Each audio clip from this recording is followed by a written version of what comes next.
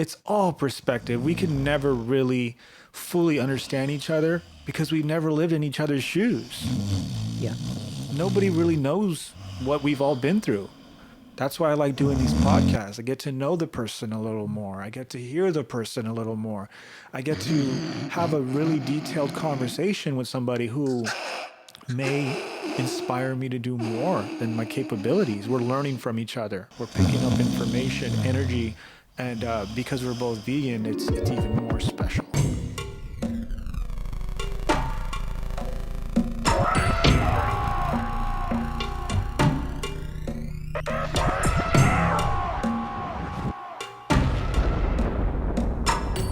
So it goes back to you though. Where do you get this unique style of kindness and patience?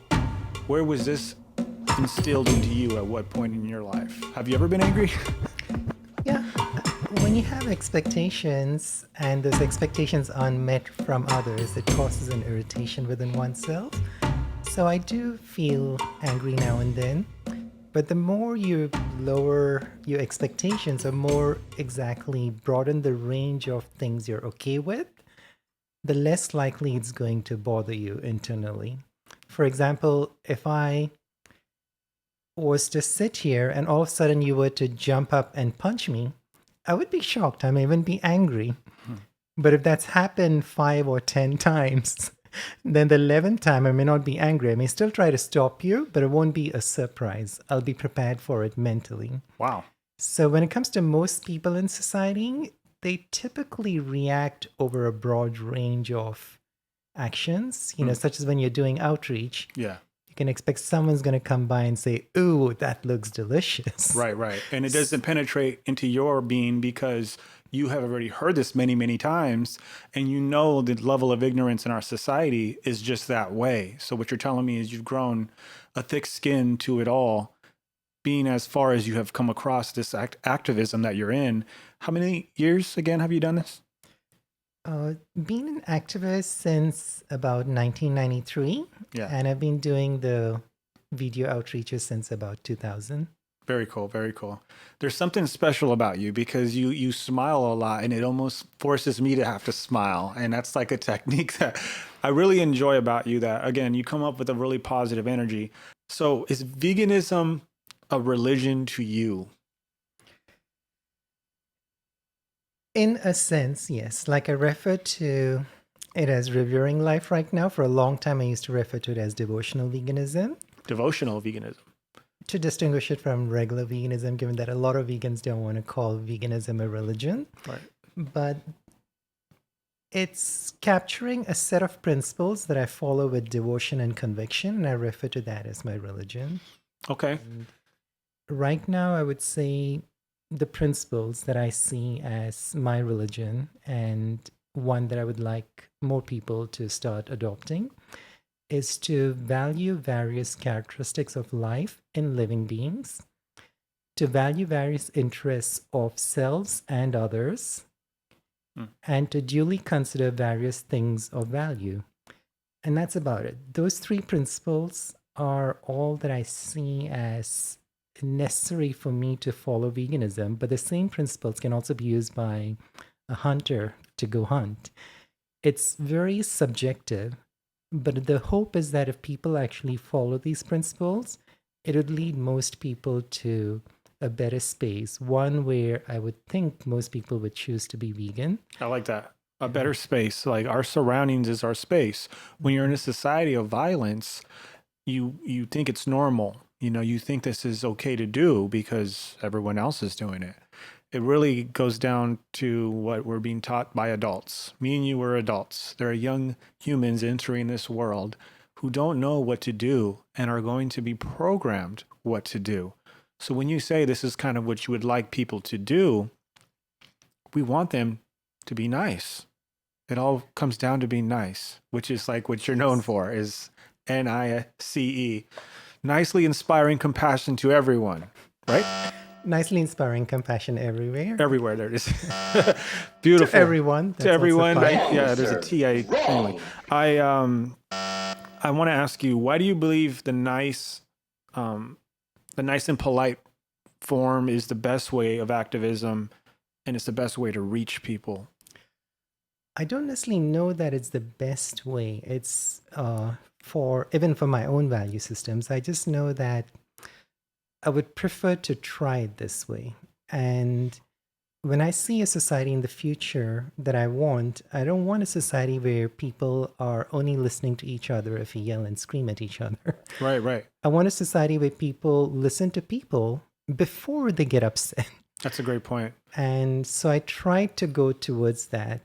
And touching back on one of your earlier topics about, why I'm not as bothered by other people, for a long time I've had this belief that can roughly be summed up as any voluntary action is in many ways the sum of many an inclination that a being undergoes to cause the being to do as the being does. So In even if other someone words, were to come and stab me, it's because some part of that person's brain feels satisfied by doing that. Why is it satisfied? Why does this being become this being that only gets satisfied by harming me? It's a very complex thing. As you dig into it, you may not like some things, you may want to change some things, but you see that being as, being influenced by its upbringing, by its nature, yeah. and you may want to change it, but you see that being for what that being is. And so it's almost like a detached way of looking at it where it doesn't bother you so much. You just try to understand it. Right. Wow, that's big. Why do you care about animals so much?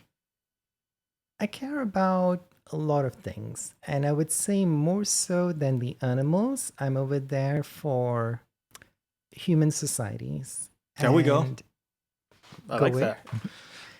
And I want human societies to reflect most of our values. And I think an area in which human societies are far from where I would like us to be, where I think most of us would like us to be, is in our treatment of other living beings. Right. Because when we treat other beings in a very mean way, we tend to do that to people as well. So, in a weird way, I'm starting to figure out myself in the way that I construct my way of behaving is that what you're doing is you're not trying to make enemies because you think you can change, maybe plant a seed in everybody. With me, I'm like, I got enough people to keep this growing. Like I got more and more people that keep showing up. And if you don't like it, tough. But you're right. When you reason with somebody and try to get everyone on your side, it's better because we all can win. We all can win. To an extent, I'm just about, saying things as I see it, even if it means I have people who don't want to be my friend. Talking about these issues in vegan circles makes a lot of vegans not want to be my friend. About the that's the way you think, right? Yeah, but it's more about I'm about, improving human societies. And I think a big part of improving human societies is being able to and willing to converse with each other about things. Yeah, Conversations can go a lot further if you're not insulting each other. you're right. What do you think about the word bully?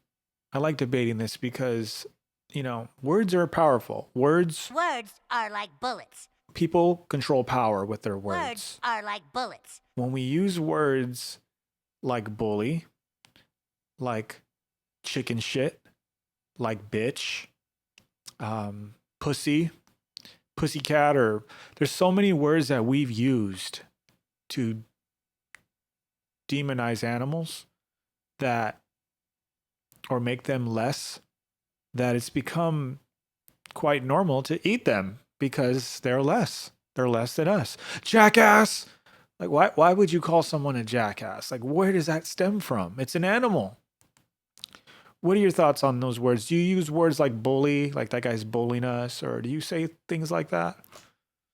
As I haven't really associated the word bully with bull, which it probably is related, I just never thought much about it. I still use the word bully. Indoctrination. But I do try to avoid the other words that's a put down of the entity being referred to. For example, I won't necessarily call someone a pussy or a bitch or I've never heard stuff you like curse. that. This is funny. And they call it a curse word because is it really a curse? I think it is. It's a curse on those animals because we're lowering them down to less than us. And it's also a confusing word, which curses confuse like our population because we're not really making progress in a positive way when we demonize something, when we make fun of something, when we be jerks. Who do you hate in this world? Humans. There are lots of people I dislike, You don't use the word and I hate. kill. Well, I generally avoid using the word hate, Yeah, it's powerful. but I recently started using the word love. So I guess if I can use love, I can use the word hate, but I Can have you? to qualify what Well, it means. To me, if hate fills me up because it fills me up with an energy because I really want love. I really want peace. I really want this world to be, like you said, like we all can work together in a nice society, a civilized society where we all value each other's lives. I don't think you said that, but something like that. I put some of those pieces in there.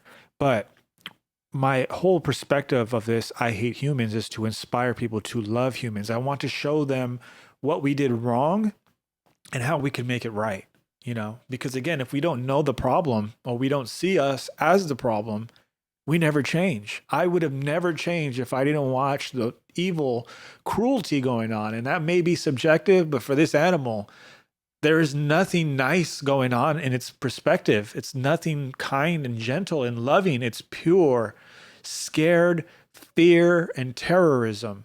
So we are the terrorist, humans, because we have the capability of being nice. Yeah, when we drive cars, we might run over some ants.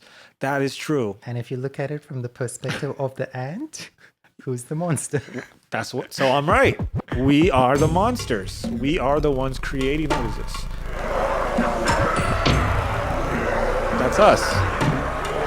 That's really annoying. It's like a lot of growling.